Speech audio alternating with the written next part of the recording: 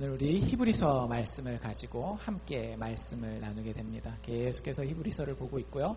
지금 지난주부터 우리가 8장 이렇게 넘어가고 있는데 이 8장, 9장, 10장 이 부분이 히브리서의 핵심 중에 핵심이라고 보시면 될 것 같아요. 히브리서는 누구에 대해서 설명하는 성경이다? 예수 그리스도에 대해서 설명하는 성경이다라고 말씀드렸고, 예수를 향하여서 우리가 가져야 되는 태도가 어떤 태도라 그랬어요? 예수를 바라보자. 예수를 바라보라. Fix your eyes on Jesus. 우리의 눈을 예수를 향해서 고정하셔야 됩니다. 여러분들 월요일날 예수를 향해서 눈을 한번 고정해 보셨습니까? 화요일날, 수요일날, 목요일날, 금요일날, 어제 그리고 오늘 아침에 여러분들 눈 뜨셨을 때에 여러분들의 눈을 스마트폰에 먼저 고정하셨습니까? 아니면 예수에게 먼저 고정하셨습니까? 물론 이건 문학적인 표현으로 여러분들이 그냥 받으실 수도 있겠지만, 하나님 앞에 정말로 어린아이와 같은 마음을 가진 분들은 이 말을 문자적으로 받아들입니다. 실제 예수 그리스도는 살아계시는 분이기 때문에 예수 그리스도를 향해서 우리의 눈을 고정해야 하고요.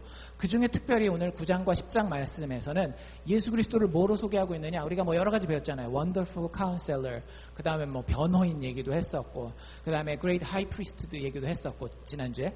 오늘 예수 그리스도는 무엇이라고 소개되고 있는가 하면 여러 가지 겹치는 부분도 있지만, 특별히 오늘 저희가 강조해서 볼 것은 예수 그리스도를 완전한 희생제물로 우리에게 소개하고 있습니다. 여러분들 희생제물이 뭔지는 아세요? 희생제물. 희생제물을 보신 적이 있으신 분? 여러분들이 매일 식탁에다가 놓고 드시는 그 고기 덩어리, 그게 희생제물입니다. 여러분들 그 고기가 여러분들 식탁에 올라가기까지 어떤 과정을 겪는지 혹시 아십니까? 참 그 PEAT, 뭐 영어로 읽을 때 피타라고도 읽고 페타라고도 읽거든요. 그 사람들이 광고를 이렇게 공익 광고처럼 만들어서 내요. 근데 그 광고를 보잖아요. 고기 못 먹어요.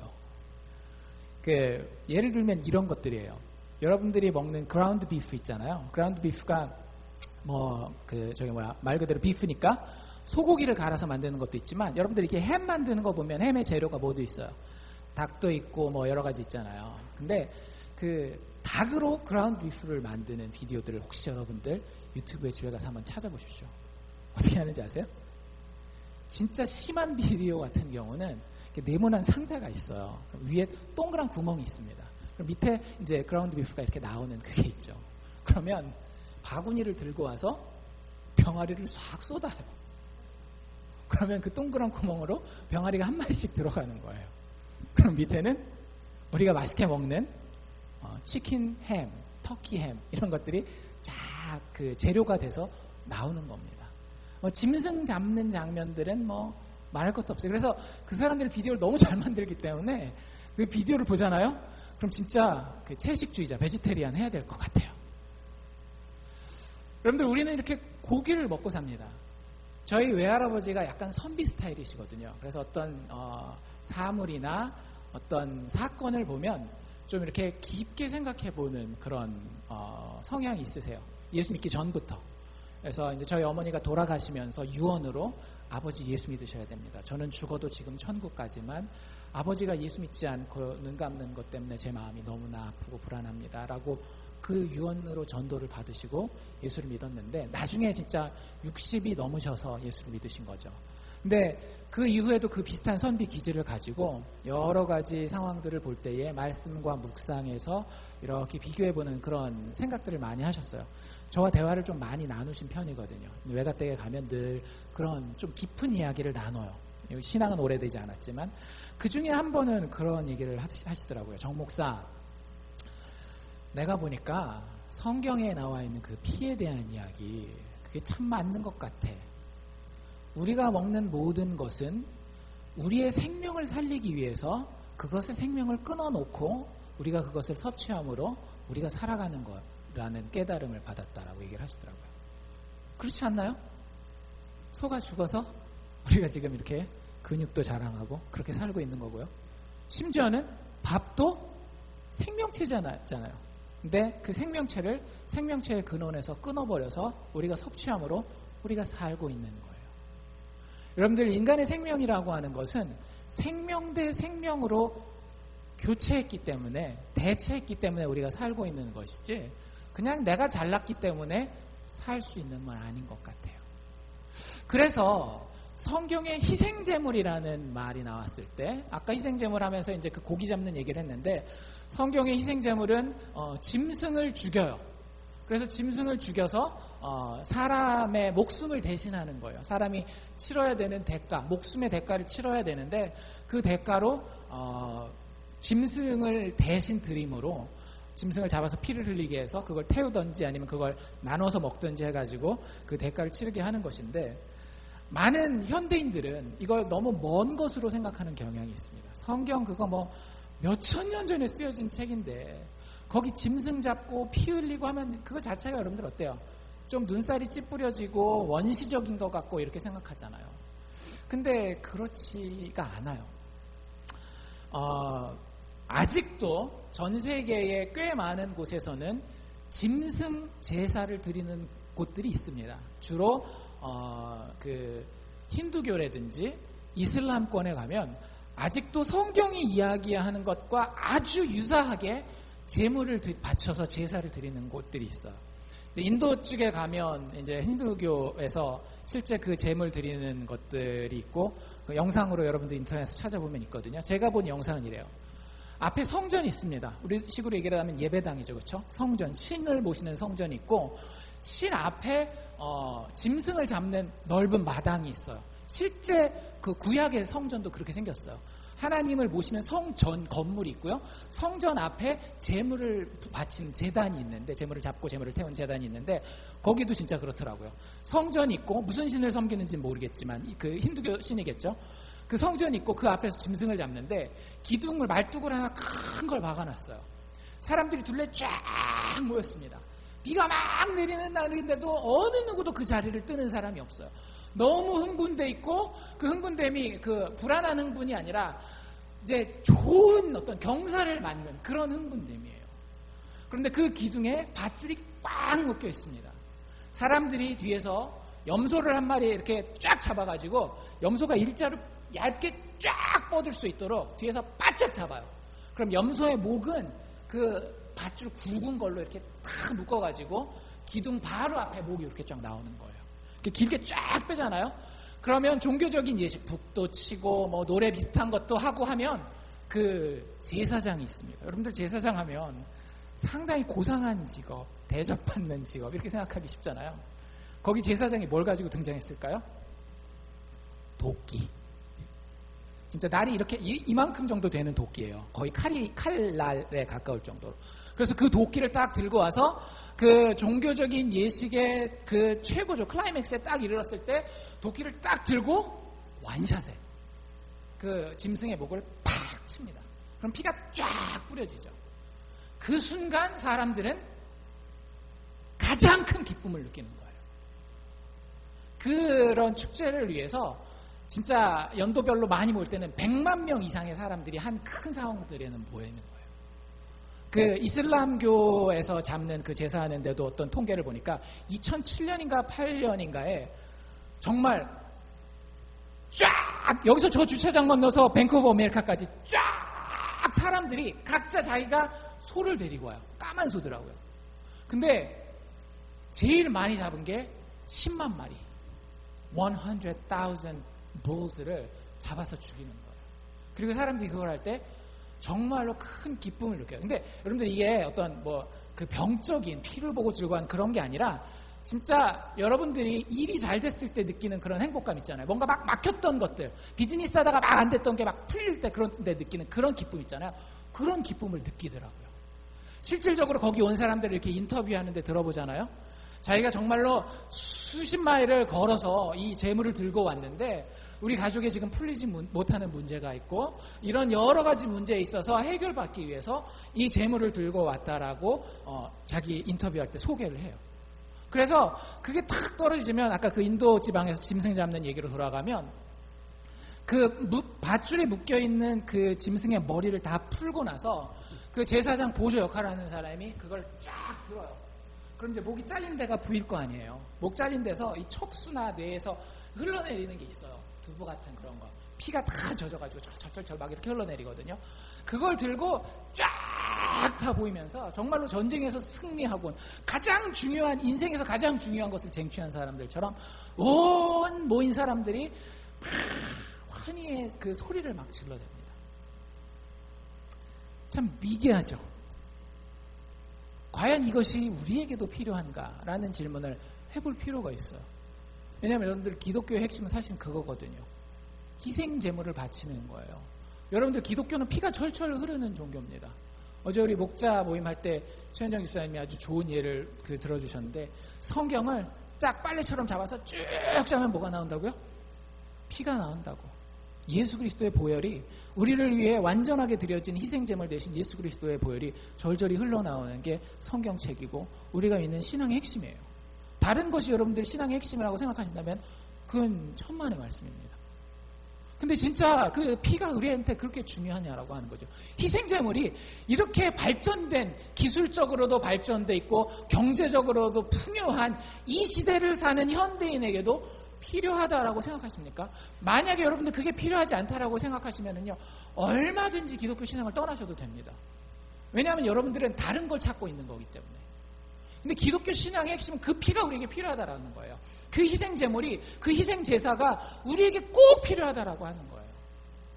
진짜 필요하십니까? 그 피가? 필요해요. 제가 뭐 짧게나마 설명을 해드릴게요. 여러분들 희생제물을 드리는 이유는 뭐냐 하면 깨끗하게 하는 데에 이유가 있습니다. 도덕적으로 뭐 혹은 위생적으로 인간은 더러운 걸 더 자연적으로 취하게 돼 있나요? 덜 더러운 걸, 깨끗한 걸 자연적으로 취하게 돼 있나요? 애들 보면 뻔하잖아요. 애들 깨끗하고 좀 번거로운 걸 원해요? 편하고 더러운 걸 원해요? 좀 더럽고 편한 걸 원해요? 여러분들 깨끗하려면 불편하고 번거로워요. 그러니까 사람은 보통 조금 자연 상태로 그대로 내버려 두면 좀 편하기 위해서 더러운 걸 선택합니다. 그래서 지금도 아프리카나 이런 데 가면 많이 죽죠. 뭐 때문에 죽어요?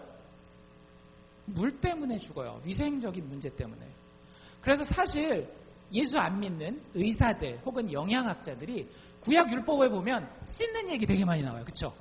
먹는 음식에 대한 이야기들도 되게 많아요. 근데 예수 안 믿는 사람들이 구약 율법의 그런 이야기들을 딱 볼 때 뭐라 그러는지 아세요? 야, 그 당시에 의학적인 발전이 없었을 때에는 최선의 권면이다. 최고의 의학적 조언이다라고 이야기를 해요.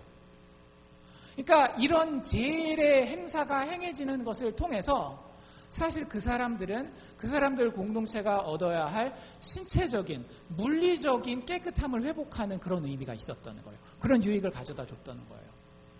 그 다음에 또 어떤 깨끗함이 생기는가 하면 이런 제물을 드릴 때 항상 이 제물과 함께 연결되는 게 뭐냐면 법이에요. 왜 제물을 드리죠? 이스라엘 백성들이 모세의 그 말을 따라서, 법을 따라서, 율법을 따라서 제물을 드리는데, 제물을 드리는 이유는 뭐예요? 뭐 때문에? 죄 때문에 그런 거예요. 뭐가 있어야 죄가 성립됩니까? 죄가 성립되려면 그 전에 뭐가 있어야 돼요? 뭐가 있어야 돼요? 법이 있어야 돼요. 그렇잖아요. 법이 없으면 아무리 나쁜 짓을 해도 그 피 흘릴 필요가 없어요.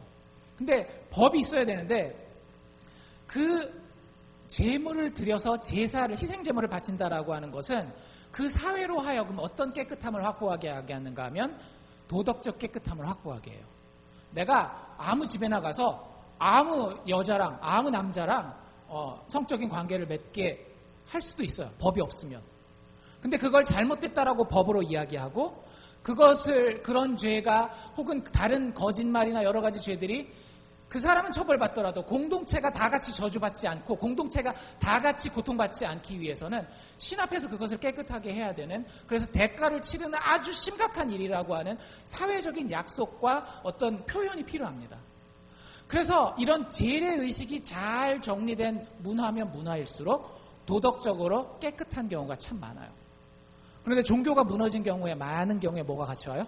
도덕적 타락, 그것으로 인한 사회적 고난, 사회가 같이 치러야 되는 그 비용들이 많아지는 거예요. 그래서 깨끗하게 한다라고 하는 것이 희생제물의 1차적인 의미입니다. 그런데 여러분들 이게 외적인 깨끗함만을 가져다 주지 않아요. 아까 제가 말씀드린 것처럼 그 인터뷰하는 사람이 내가 이 소를 데리고 왔을 때에 이 소가 죽는 것을 통해서 우리 가정이 지금 어려움을 당하고 있다고 구체적으로는 얘기를 안 하더라고요. 어려움을 당하고 있는데 그 문제가 조금 해결됐으면 한다라고 하는 그 기도의 제목을 가지고 왔다고. 비록 다른 종교이긴 하지만 그 기도의 제목을 가지고 거기 왔다라고 그러더라고요. 그리고 재물을 죽였을 때, 그 재물에 피가 뿌려졌을 때에 그 사람들이 보여주는 그 기쁨 가운데는요, 뭐가 느껴지는가 하면 단지 그 위생적인 깨끗함과 도덕적인 깨끗함이 느껴지는 게 아니라 그 사람의 양심의 깨끗함이 느껴지는 거예요. 마침내 마음 가운데 가지고 있던 커다란 짐을 떨쳐버리는, 죄책감이 되었건 불안감이 되었건 두려움이 되었건 걱정이 되었건 그것을 마침내는 누군가가 무엇인가가 나를 대신해서 피를 절절 흘림으로 대가를 치렀다라고 하는, 그래서 더 이상은 내가 대가를 치르지 않았다라고 하는 그 마음의 깨끗함을, 양심의 깨끗함을 보장하는 것이 이 희생 제물을 드리는 제사의 역할인 것입니다. 그렇기 때문에 여러분들, 희생 제물에 대한 이야기가 성경에 나올 때에 이건 수천 년 전에 미개하는 사람들이나 하는 거라고 생각하지 마세요. 성경은 너무나도 분명하게 이것이 우리의 이야기라고 이야기를 합니다. 우리가 읽진 않았지만 9장 22절에 보면 이렇게 이야기를 하고 있어요. 율법을 쫓아 거의 모든 물건이 피로써 정결케 되나니, 이게 기본 원리인데요. 성경의 기본 원리, 피 흘림이 없은즉 죄사함이 없느니라. 여러분들, 우리가 가지고 있는 죄의 압박감, 마음 가운데 가지고 있는, 그리고 그것 때문에 발생되는 우리 삶 가운데 저주와도 같은 어려운 일들, 그것들에 대한 사함을 위해서는요, 누군가가 무엇인가가 피를 흘려야 된다라고 하는 것이 성경의 기본 원리입니다. 여러분들은 지금 희생제사 안 드리고 깨끗하게 깔끔하게 그냥 나름 잘 사는 것 같죠? 그렇지 않아요. 고대에서 현대로 오면서 희생제사의 방법이 조금 세련되었을 뿐이에요.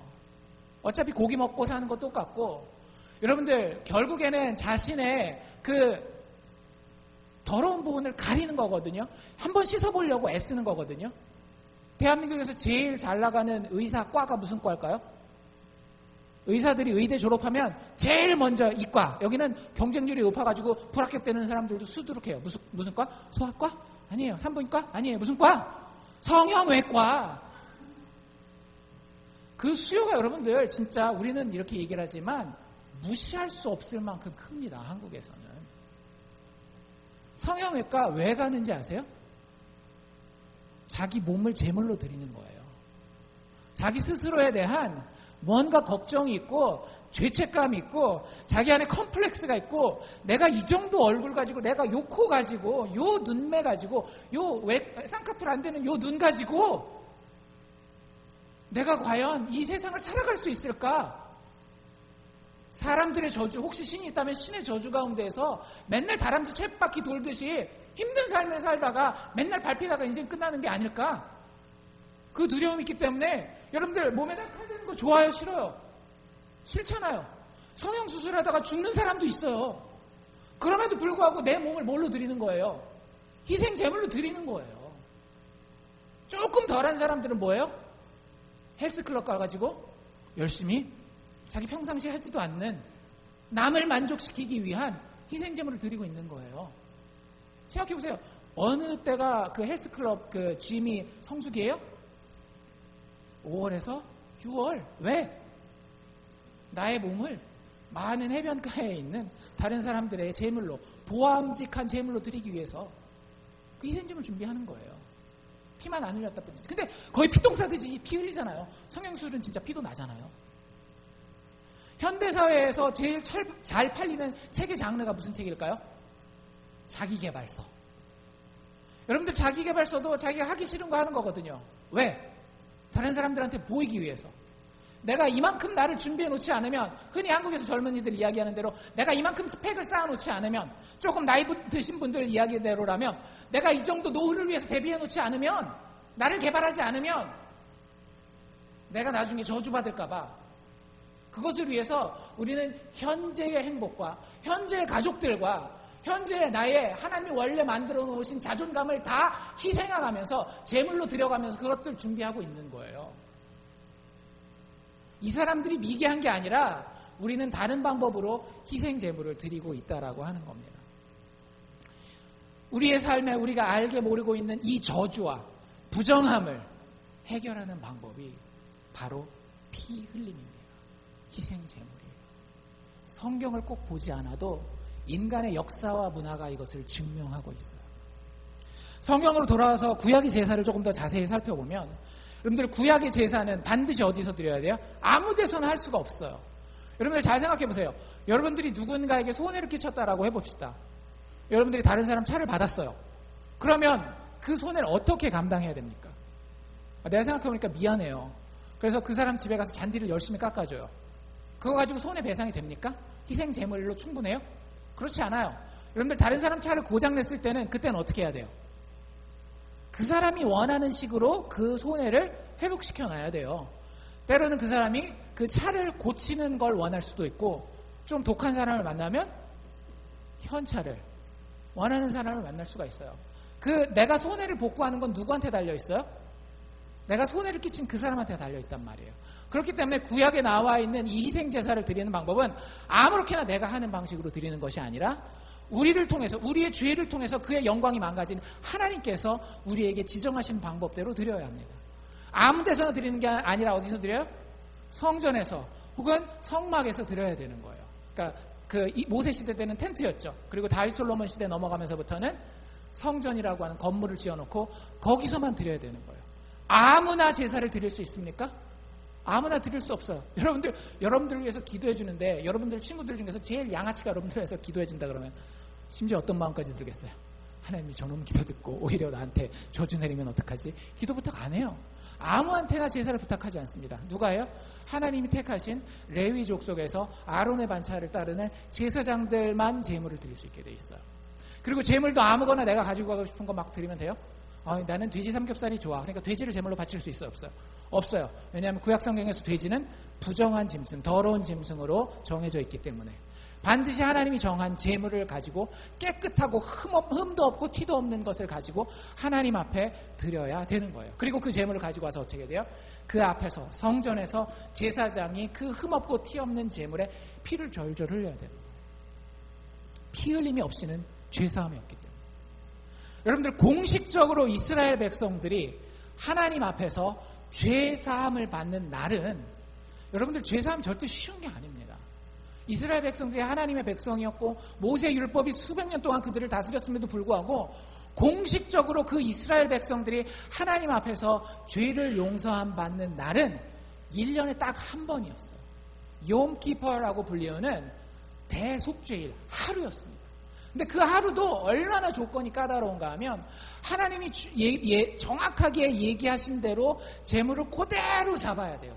그럼 제물에서 나온 그 피를 자기가 제사장이 먼저 자기한테 뿌리고 자기 백성들에게 다 뿌리고 제사한테 쓰이는 모든 단이나 불쏘시개 그 젓가락이나 그런 데다 다 뿌리고 그릇에다 뿌리고 그리고 그 피를 들고 하나님 앞에 나아가는데 하나님 앞에 한 번에 못 나가요. 그 제단을 거쳐서 두 번째 제단 진설병이 있는 상을 향해서 나아갑니다. 거기가 성소예요. 그곳에서 하나님 앞에 준비하고 마지막 두 번째 커튼을 지나가면 하나님의 임재가 현현하는 지성소라고 하는 가장 거룩한 곳으로 갑니다. 거기 뭐가 있는가 하면 하나님의 거룩한 법궤가 있어요. 법궤 잘못 만지면 어떻게 되죠? 혹시 수요일 날 보신 분들은 아실 거예요. 우사 같은 경우는 법궤는 뭘 담고 있는가 하면 하나님의 그 십계명을 담고 있거든요. 하나님의 법을 우습게 생각해서 이 법궤가 좀 흔들린다고 그냥 확 자기 손으로 만져버리거든요. 그 자리에서 직사했어요. 제사장들도 마찬가지입니다. 하나님 앞에 다른 불을 드렸던 제사장들 막 죽은 이야기 성경에 많이 나와요. 그만큼 하나님 앞에 선다라고 하는 것, 하나님의 법 앞에 선다라고 하는 것이 얼마나 두려운 일인지 대제사장이 1년에 한 번 들어가는데 준비를 하고 그 피를 가지고 마지막 커튼을 지나가서 하나님의 법궤를 그래도 보지 못하고 그 법궤를 향해서 어떻게 하는가 하면 피를 뿌려요. 그래서 나와 하나님의 완벽한 율법 사이에 뭐가 있도록? 나를 중보할 수 있는 깨끗한 피가 설 수 있도록. 그러고 나서야 하나님이 법궤 위에 시은자의 은혜 보좌 위에 내려오셔서 앉으시고 백성의 죄를 용서하노라 라고 백성들을 향해서 선언하는 거예요. 그게 구약 제사의 모습입니다. 왜 이런 제사를 드린다라고요? 깨끗하게 하기 위해서. 단지 위생적으로, 단지 도덕적으로만 깨끗하게 하는 것이 아니라 우리의 양심으로 하여금 하나님 앞에서 깨끗하게 할 수 있도록, 신 앞에서 깨끗함을 위해서는, 신 앞에 깨끗함을 인정받기 위해서는 반드시 내가 뭔가 부족한 존재이기 때문에, 여러분들 그 정도는 느끼지 않으세요? 예수 안 믿는다 할지라도 내가 인간으로서 완벽하다라고는 잘 생각 아니시잖아요. 뭔가 부족한 건 있다라고 생각하잖아요. 성격이 되었건 능력이 되었건 조건이 되었건 부족한 것이 있다라고 하는 건 하나님 앞에서는 흠이 있고 티가 있다라는 얘기예요. 그걸 성경은 죄라고 이야기해요. 죄는 나쁜 짓만 하는 것만 죄가 아니라 약한 것도 죄입니다. 왜? 약하면 우리가 악한 결정을 하게 되니까. 그 하나님 앞에, 완벽하신 하나님 앞에 나의 깨끗함을 보장할 수 있는 유일한 방법이 성경은, 구약 성경에서 특별히 희생제사라고 우리에게 이야기해주고 있는 겁니다. 근데 문제가 하나 있어요. 그 문제가 뭐냐면 8절과 10절, 우리가 읽은 바로 윗부분에 9장 8절과 10절에 나와 있는데 이렇게 이야기를 합니다. 성령이 이로써 보이셨다, 이런 말을 해요. 이 무슨 얘기냐 하면 여기서 이것은 구약 제사를 얘기를 하는 거예요. 구약 제사, 제물 죽여서 바치는 거. 근데 구약 제사 제법이 누구한테 알려졌는가 하면 모세한테 알려졌잖아요, 하나님이. 근데 그게 누가 하신 일인가 하면 성령이 하셨다라는 이야기예요. 성령이 모세에게 구약 제사 제도를 주신 이유가 뭐냐, 그걸 통해서 가르치고자 하는 것이 무엇이냐, 보이고자 하신 것이 무엇이냐. 8절 쭉 읽어가면 뭐라고 되어 있는가 하면 첫 장막이 서 있을 동안에는, 첫 장막은 누구의 장막? 모세의 장막을 이야기하는 겁니다. 모세의 장막이 서 있을 동안에는 성소, 이 성소는 아까 얘기한 하나님을 만나는 그 지성소를 얘기를 하는 거예요. 그 성소에 들어가는 길이 아직 나타났다 안 나타났다? 하나님 앞에 나아갈 길이 아직 열렸다 안 열렸다? 안 열렸다라는 걸 보여주기 위해서 구약의 제사 제도가 있다라는 거예요. 뭔 얘기야? 그 구약의 제사 제도를 통해서 우리 하나님 앞에 나아가는 거 아니었어? 우리 이렇게 생각하고 있잖아요. 근데 히브리서 저자는 아주 분명하게 정확한 성경적 해석을 우리에게 던져줍니다. 구약의 제사는 우리가 하나님 앞에 설 수 없다라는 걸 보여주는 거라는 거예요. 좀 더 읽어봅시다. 9절에 보면 이렇게 되어 있는데요. 이 장막은 현재까지 비유래요. 실체가 아니라 비유라는 거예요. 뭔가를 가르쳐주기 위해서 공통점은 있지만 실체는 아니라고 하는 거예요. 현재까지의 비유니 이에 의지하여, 즉 구약 제사에 의지하여 드리는 예물과 제사가 섬기는 자로 하여금, 그 제사를 드리는 사람으로 하여금 무엇을 온전케 할 수가 없다? 양심상 온전케 할 수가 없다라는 거예요. 거기 그 제물을 들여서 바치는 사람의 위생적인 혹은 도덕적인 부분은 조금 깨끗하게 하도록 도와줄 수 있어요. 그런데 뭘 완전하게 못한다라는 거예요. 인간의 마음을, 인간의 양심을 완전하게 못 만든다라고 하는 거예요. 그런데 하나님 제일 중요하게 생각하시는 게 뭐죠? 우리가 팔 하나 없다고 하는, 야, 너 팔 하나 없는데 어떻게 천국에 오겠어? 천국에는 몸짱들만 오는 거야. 그러세요? 안 그러시잖아요. 팔 없고 다리 없어도 뭘 보고 우리를 천국으로 이끄시는 거예요? 하나님 사랑하는 마음, 하나님을 기뻐하는 마음. 근데 그 마음이, 그 양심이 이 구약의 제사를 통해서 깨끗하게 되지 못했다라고 하는 거예요. 양심상으로 온전케 할 수 없나니. 10절, 이런 것은, 구약에 드렸던 그 희생 제물은 먹고 마시는 것과 여러 가지 씻는 것과 함께 육체의 예법만 되었다라고 하는 거예요. 겉에 우리가 도덕적으로 깨끗한 사람이 되는데 구약 율법 보면 겁나는 부분들이 있어요. 그래서 겁이 나서 그래, 그러면 안 되겠구나 해가지고 그 정도 우리를 이끌어줄 수 있다라는 겁니다. 근데 단지 육체의 예법 밖에는 안 된다라는 거예요. 개혁할 때까지 임시로 맡겨둔다라는 거죠. 이 율법이 마침내 우리에게 예표해서 지정해서 보여줄 완전한 것이 올 때까지는 이것은 사실은 다 그림자에 불과하다라고 이야기를 하는 거예요. 아까 저희가 읽은 데 보면 뭐라고 나와 있어요? 하나님 앞에 제사 드릴 때에 10장 11절에 보면 제사장마다 어떻게 했대요? 우리 지난주에 살펴본 건데 매일 하나님 앞에 어떻게 이래요?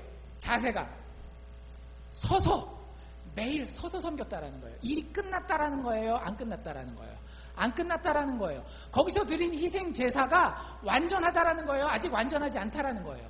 아직 완전하지 않아요. 그래서 계속 일해야 돼요. 서서 섬기며 그 다음에 자주 같은 제사를 드려야 돼요. 영어에는 뭐라고 되어 있는가 하면 again and again, 또다시.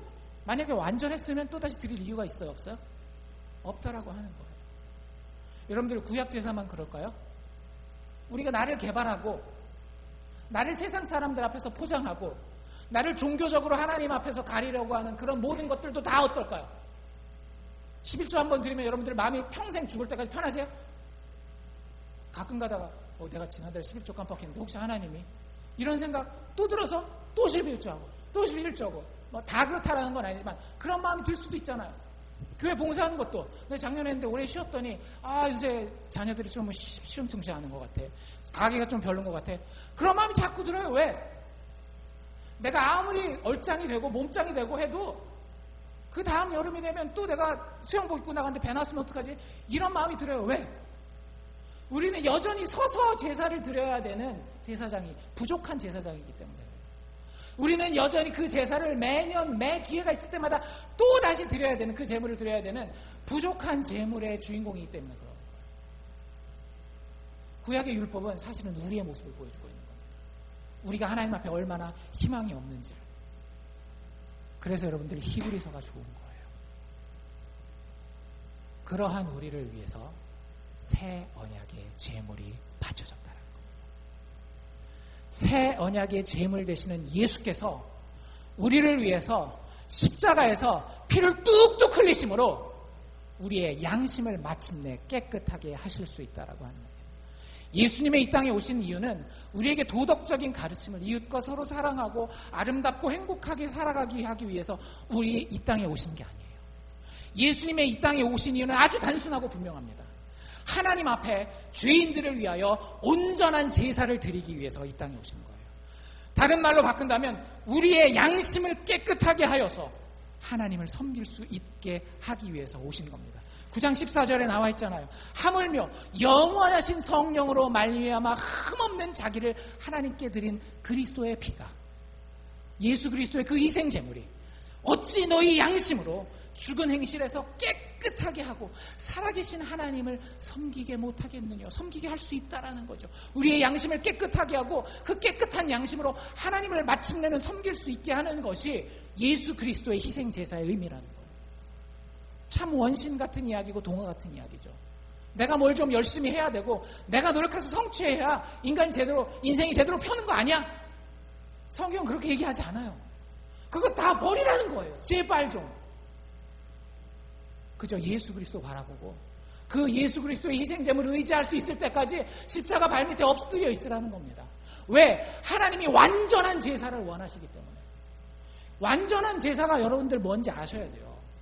완전한 제사라고 하는 것은요, 완전하신 하나님의 완전하신 기준을 완벽하게 만족시키는 것을 완전한 제사라고 이야기를 합니다. 여러분들 이게 쉬울까요? 어려울까요? 그냥 말로는 쉽게 어렵죠. 신학적으로 정답이니까 정답입니다. 얘기할 수 있죠. 근데 여러분들 제가 조금 죄송하지만 그걸 좀 느낄 수 있게 해드리겠습니다. 여러분들에게 진짜 성경적인 목사가 이 자리에 나와서 그리스도인의 삶의 실천 방법에 대해서 진짜 성경적으로 여러분들한테 얘기를 하면 여러분들 마음이 어떨까요? 몇 주 안 돼서 그 목사님 쫓겨납니다. 실제로 교회 역사상 그런 일들이 많이 있었어요. 미국의 영적 대각성 운동, The Great Awakening이라고 하는 그 영적 대각성 운동 때 조나단 에드워드라고 하는 목사님이 그런 얘기를 했었거든요. 자기 할아버지 목회하던 교회였는데 쫓겨났어요. 몇 년이 되지 않아서. 네, 가상이니까 한번 상상해 보자라고요. 진짜 2단 사이비 목사님 말고 정말 성경적인 목사님. 정말 성경적인 목사님은 성도들에게 이렇게 요구합니다.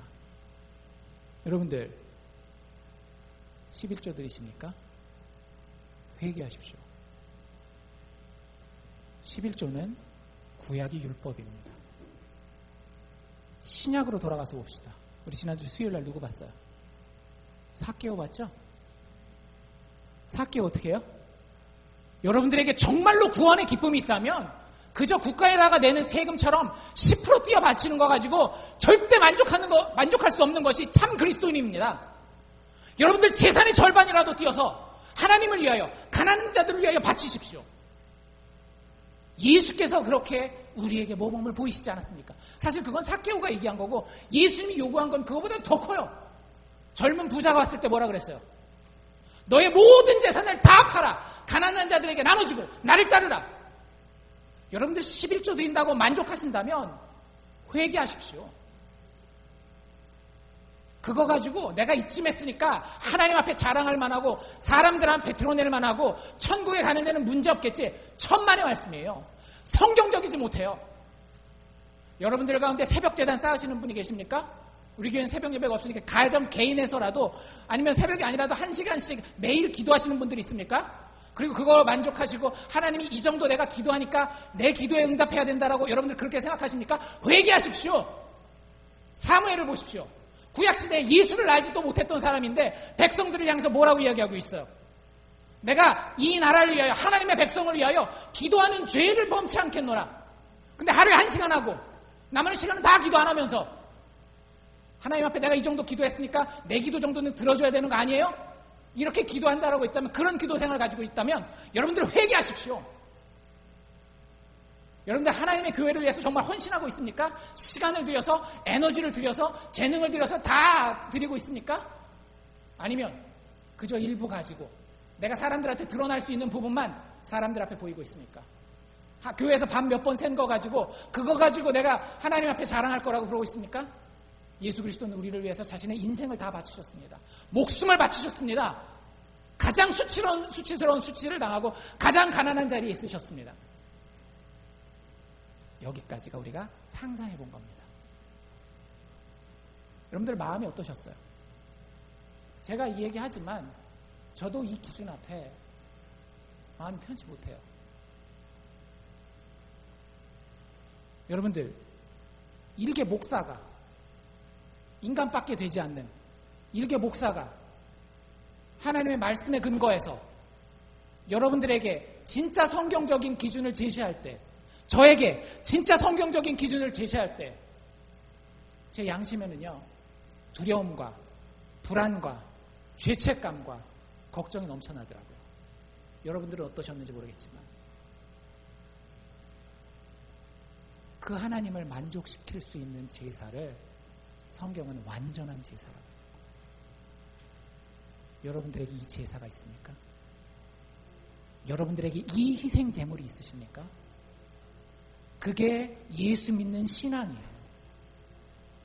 교회 왔다 갔다 하고 교회 좀 내가 헌신하고 나 죽어서 천국 가요. 예수님이 나를 위해서 죽어줬어요. 이 정도 지적 동의를 하는 거 예수 믿는 거랑 거리가 많이 있습니다.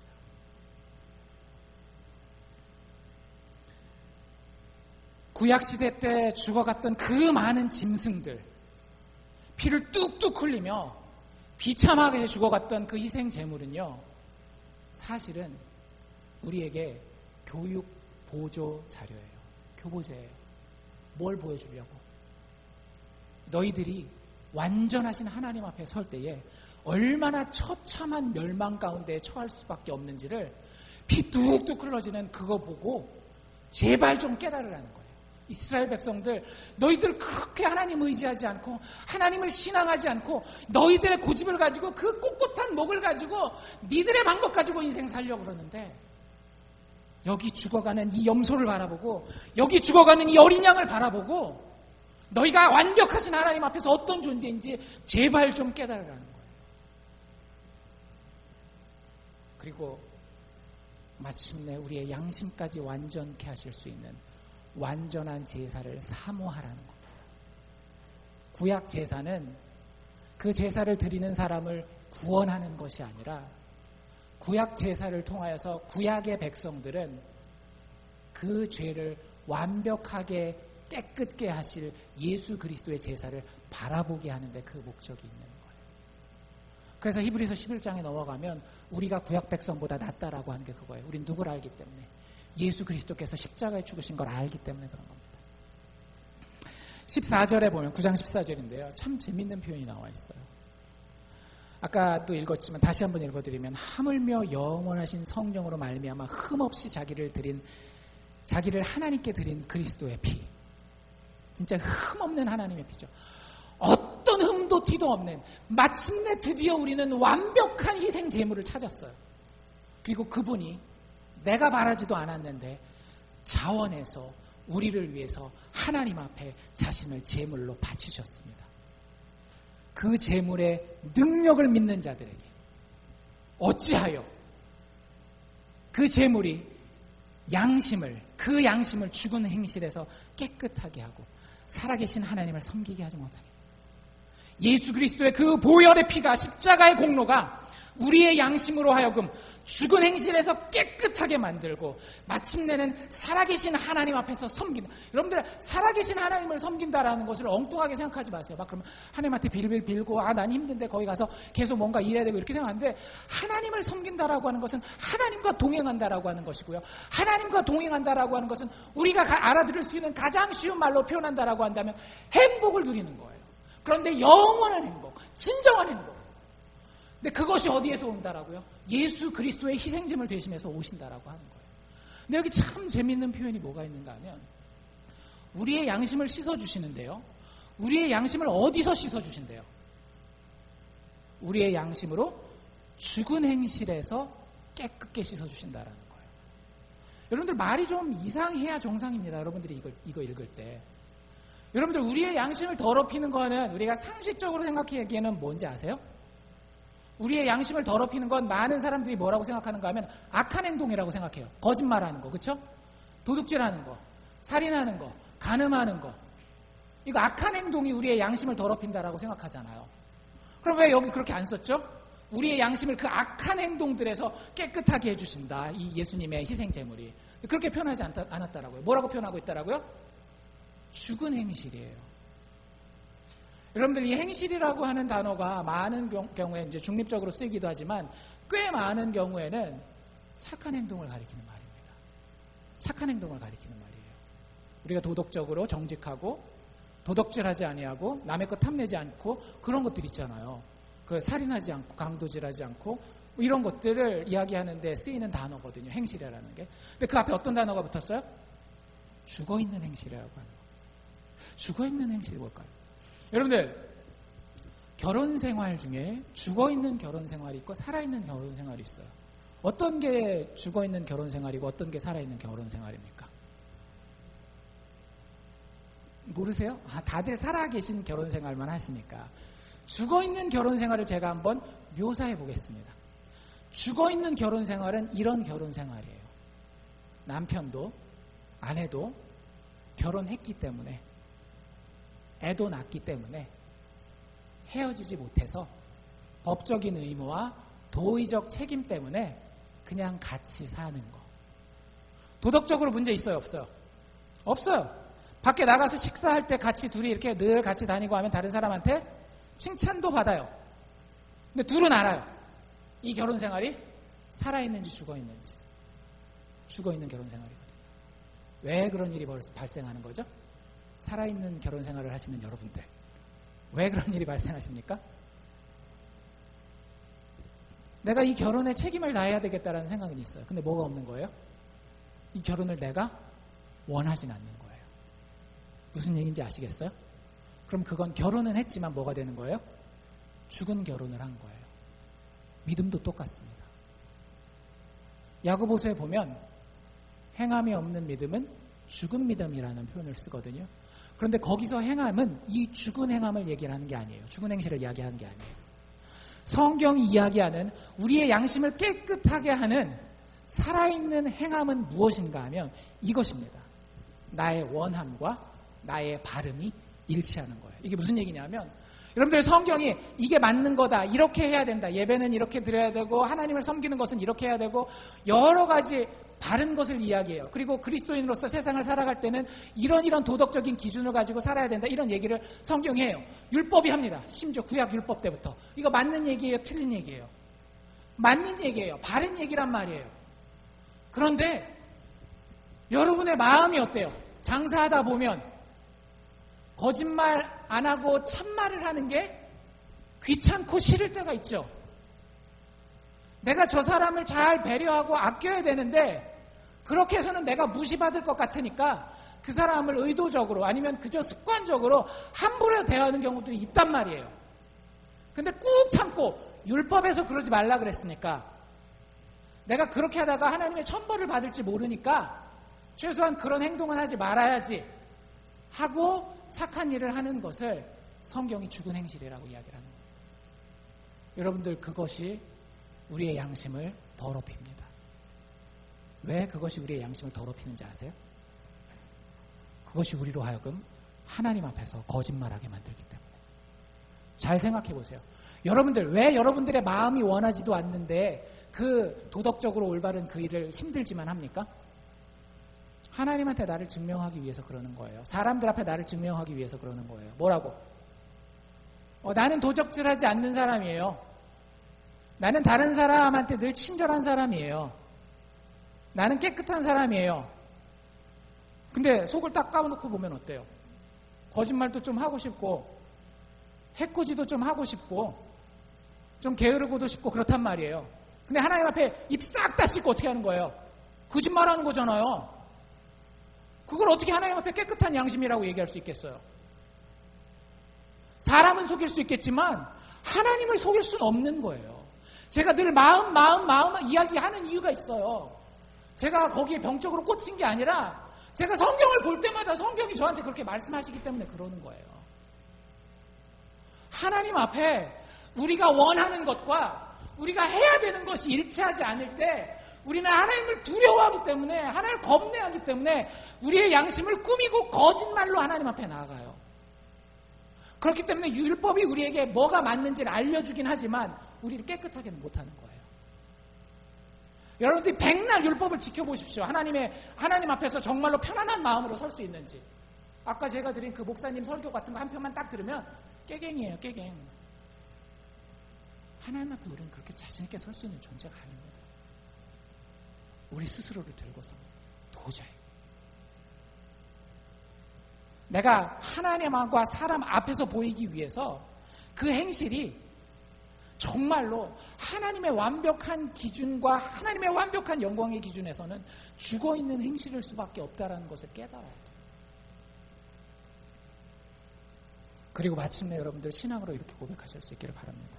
이 죽은 행실에서 나를 깨끗게 할 수 있는 것이 바로 새 언약의 희생제물이신 예수 그리스도라고 하는 것. 예수 그리스도가 죽은 이유를 분명히 아셔야 합니다.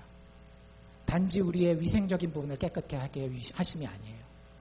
단지 우리의 도덕적인 부분을 조금 더 발전시키게 하시기 위함이 아니에요.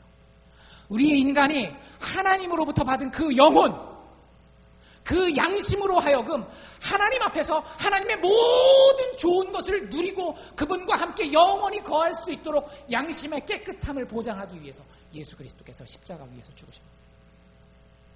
여러분들 그것을 믿으시냐? 그리고 그 효과가 여러분들의 인생에 있느냐라고 하는 거죠. 하나님의 뜻은 분명합니다. 태초에 인간들이 처음 죄를 짓고 사망이 이 땅에 들어왔을 때부터 하나님의 뜻은 그것이었어요. 내가 너희를 위해서 희생제물을 준비하리라. 아담과 하와가 죄를 지었을 때 뭐라 그랬어요? 너희가 그 열매를 따먹으면 정령 죽으리라 그랬을 때에 그 아담과 하와를 불쌍히 여기셨던 하나님이 어떻게 하셨냐고요? 죽지 않으려고 죽을 것 같은 그 수치심을 가리기 위해서 아담과 하와는 어떻게 해요? 무화과 나뭇잎을 따서 그 생명을 죽인 거잖아요. 그 잎사귀가 나무에 붙어있을 때 살아있는 거였어요. 근데 그 생명을 죽여서 그 희생제물, 내가 할 수 있는 최선의 희생제물을 띄어서 죽여서 내 부끄러운 곳을 가린단 말이에요. 그때 하나님 어떻게 하세요? 죄 있는 그들에게 찾아오셔서 그들의 죄를 영원히 가릴 수 있도록 짐승을 잡으시고 그 짐승의 가죽으로 아담과 하와를 입히시지 않습니까? 뭘 얘기하고 싶으신 거겠어요? 내가 너희를 입히리라. 내가 너희를 위해서 희생 제물을 준비하리라. 여호와 이레라고 하는 아브라함과 이삭의 고백이 하나님께서 하나님의 제물을 준비하셨습니다라고 하는 그 고백이 우리 믿음의 사람들의 입에서 정말로 심장 중심에서 나오기를 원하는 것이 하나님의 뜻이라고. 왜? 하나님은 이미 그것을 준비하실 각오가 되셨기 때문에. 그리고 역사 가운데 예수 그리스도를 보내주심으로 그것을 우리에게 보장하셨습니다. 예수 그리스도의 대속적 십자가의 죽음과 부활이 마침내 우리의 양심을 변하게 하여서 우리가 하나님이 옳다라고 이야기하는 것을 좋아하게 만들어요. 예배가 싫은데 어쩔 수 없이 하나님 앞에 벌받지 않기 위해서 앉아와 있는 것이 아니라 예배가 좋아서 예배 시간에 와 앉아 예배 드릴 수 있게 만들어주는 거예요. 기도하는 게 너무나 큰 짐인데 기도하면서 하나님의 음성을 듣고 나의 모든 형편을 하나님 앞에 아뢰는 것이 너무 좋아서 기도하는 거예요. 하기 싫은데 하는 게 아니라 성경 읽는 게 목사가 닥달을 하니까 성경을 보는 게 아니라 하나님 오늘 나에게 뭐라고 말씀하시는가가 너무 궁금해서 성경책을 보는 거예요. 그게 깨끗한 양심이에요. 예수 믿고 예수 그리스도의 보혈이 여러분의 심장을 적시면 여러분들의 양심이 그렇게 변해요. 여러분들 스스로에게 꼭 물어보십시오. 나의 심장에 이 보혈의 흔적이 있는지, 하나님이 좋아하는 것이 내가 좋아하는 것이 되어서 그분이 의무라고 이야기할 때 나는 기쁨입니다라고 이야기할 수 있는지, 아니면 그분이 저에게 기쁨이라고 얘기해도 하나님 그거 의무인데요, 거기까지밖에 아직 내가 못 가 있는지. 여러분들 2차 세계대전 때에 일본 사람들이 많은 전쟁 포로를 잡았었습니다. 그래서 일본 사람들은 그 전쟁을 2차 세계대전이라고 부르기도 하지만 대동아 전쟁이라고 불렀어요. 그래서 아시아를 향해서 대한민국을 지나서 중국을 지나서 베트남, 필리핀 이런 데까지 쭉 가기로 했습니다. 태국 있는 거기까지. 그래서 우리가 잘 아는, 혹시 이거 아세요?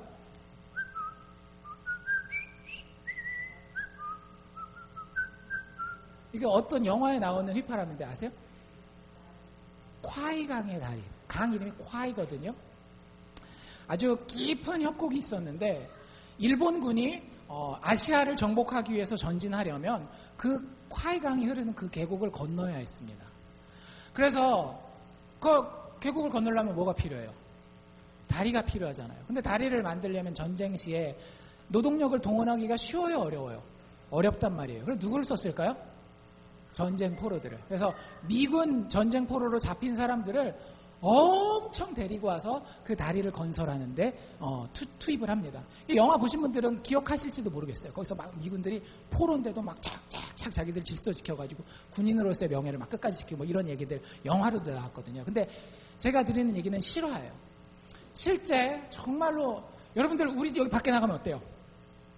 지금 이제 여름이 드디어 시작됐습니다. 막 덥고 후텁지근하고, 태국은 이거보다 더 습하다라고 생각하시면 돼요.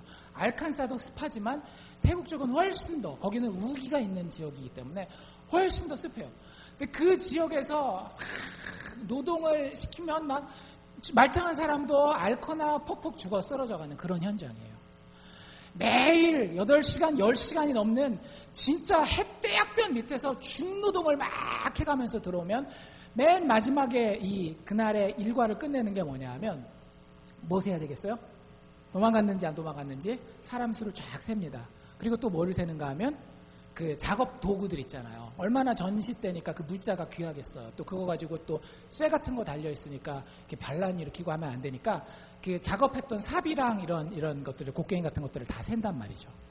하루는 이런 일이 있었던 거예요. 실제 그 장면에서 살아나온 사람이 써놓은 글을 근거로 제가 말씀드리는 거예요. 그날도 작업이 다 끝나고 사람들이 쫙 줄 섰어요. 그러니까 일본인 군인이, 장교가 서서 인원 점검을 하는 거죠. 인원 점검 쫙 해서 마지막 끝! 됐어요. 그 다음에 삽을 세기 시작했습니다. 쫙 샜는데 하나가 비는 거예요. 빡치죠. 버럭 화를 내면서, 막 제가 욕은 할 수 없겠지만 그 짧은 일본 사람 그 짧은 영어로 막 욕을 해가면서 니들 안 찾아내면 죽는다고 막, 근데 말 그대로 여기서 죽는다는 그냥 과장법이 아니라 실제로 얘기를 하는 거예요. 그러면서 나중에 아무도 안 나오니까 총을 들고, 여기서 범인 안 나오면 니들 이 자리에서 다 죽여버릴 거야. 총 갈겨가지고 싹 다 죽여버릴 거야. 근데 아무도 안 나왔는데 그 자리에서 한 사람이 앞으로 저벅 나왔습니다. 그리고는 제가 그랬습니다 라고 이야기를 해요. 총 개머리판으로 팍! 얼굴에 피 절절 나고 여기 뼈가 깨져서 쫙쫙 들어가는 모습 보이고 바닥에 쓰러졌는데 발로 밟고 총을 계속 치다가 총 내팽개 치고 삽 들어가지고 삽 머리로 사람 팍팍 패면서 피가 절절 흐르는 거예요. 나머지 사람들이 다 살았습니다. 왜요? 그 한 사람의 죽음 때문에. 근데 그 뒤에 이야기가 더 참 짠해요.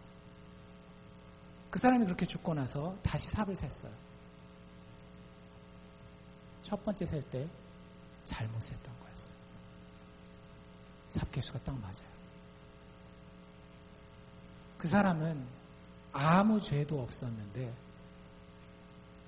자기 공동체를 위해서 자기의 죄 없는 피를 흘린 겁니다. 여러분들, 이게 사람을 바꿔요. 이게 사람을 바꿔요. 그 전에 이 공동체가 처음에 콰이강 그 지역으로 끌려갔을 때 군인의 자존심이 있었거든요. 우리끼리 뭉치면 된다. 우리가 포로로 잡혔지만 우리끼리 군가 부르고 우리끼리 의지를 가지고 하면 된다 했는데 한 달이 지나고 두 달이 지나고 1년이 지나고 하면서 그게 다 깨진 상태였어요. 빵 한 조각 누구가 먹느냐 가지고 서로 간에 얼마나 시기하고 질투하고 경계하고 그런 상황이 됐는지 몰라요. 그런데 그 한 사람이 모든 공동체를 위해서 죄 없는 피를 흘림으로 그 사건 이후로 그 포로 공동체가 완벽하게 변했어요. 일본 사람들이 니들 서로 돌보면 죽인다라고 얘기를 해도 자기들 가운데 열병이 생긴 자들이 생기면 마을에서 만나는 사람들한테 민간요법으로 된 약 가져다가 먹이고 그 사람들을 위해서 기도해주고 성경 말씀을 읽어주고 그걸 하다가 들키면 죽는다고 몇 번이나 협박을 받고 실제로 죽는 일이 있어도 그 공동체가 서로를 따뜻하게 사랑하고 안아줄 수 있는, 하나님 앞에서 내가 사랑하지 않으면 하나님이 나를 미워할 거기 때문에 더러운 양심을 가지고 하나님과 이웃을 섬기는 것이 아니라 나를 위해서 죄 없이 피 흘린 그 사람의 피 흘림에 감동받아서 내가 손해보고 죽더라도 그 사람을 사랑하는 것이 좋아서 그 사람을 사랑하는 그러한 공동체로 바뀌었다라는 간직문을 써놓은 것을 본 적이 있습니다. 예수의 피는 얼마나 더하겠어요? 예수의 피는 약속된 완전한 희생 제물입니다. 한 예수의 피로, 예수의 단번에 들이신 그 완벽한 희생 제물로 여러분들 어떻게 생각하시는지 모르겠지만 여러분들의 모든 죄가 용서받았음을 믿으시기를 바랍니다. 그게 너무 어렵다라고 영적으로만 생각하신다라고 한다면 여러분들의 모든 인생의 저주가 불안함이, 두려움이, 죄책감이, 걱정이 다 해결된 거예요. 그걸 믿는 걸 믿음이라고 이야기하는 겁니다. 여러분들에게 마지막으로 이렇게 묻고 싶습니다. 정말로 예수의 피 흘림이 여러분을 변화시킬 수 있습니까? 우리 모두의 고백이 이렇게 될 수 있기를 원합니다. 아멘. 주의 보혈 능력이 있도다. 주의 피 믿어. 주의 보혈 그 어린 양의 매우 귀중한 피로다. 기도합시다.